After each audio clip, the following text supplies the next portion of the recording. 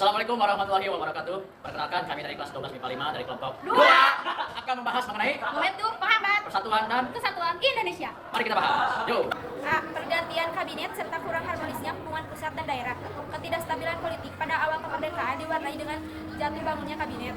Silih bergantinya kabinet dalam waktu relatif singkat menyebabkan ketidakpuasan pemerintah daerah. Pemerintah pusat dianggap sibuk dengan pergantian kabinet sehingga daerah kurang mendapat perhatian. B. Kegagalan dalam badan konstituen.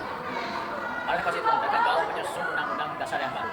Konstituante yang dilantik pada 10 November 1946 mengalami kegagalan dalam memenuhi pasal 34 Undang-Undang Dasar Sementara 1940. Dalam pasal 34 Undang-Undang Dasar 1950 dinyatakan bahwa konstituante bersama-sama dalam pemerintah selekas-lekasnya menetapkan Undang-Undang Dasar Republik Indonesia sebagai pengganti Undang-Undang Dasar Sementara 1950. Dalam Dekret Presiden 5 Juli 1959, terdapat keputusan-keputusan sebagai berikut. 1. Pembubaran Konstituante Republik Indonesia. 2. Tidak berlakunya Undang-Undang Dasar Sementara 1950.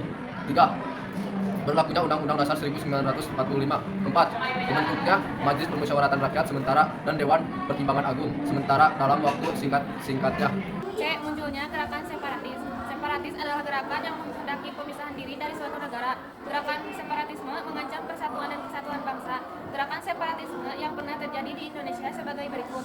1. Pemberontakan Partai Komunis Indonesia atau PKI di Madiun.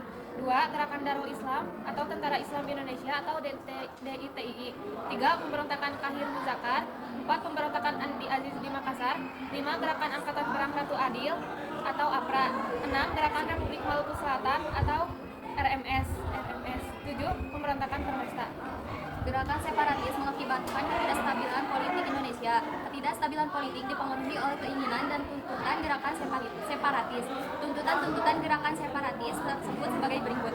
1. Mengganti dasar negara Pancasila dengan komunis. 2. Mendirikan negara Soviet Republik Indonesia.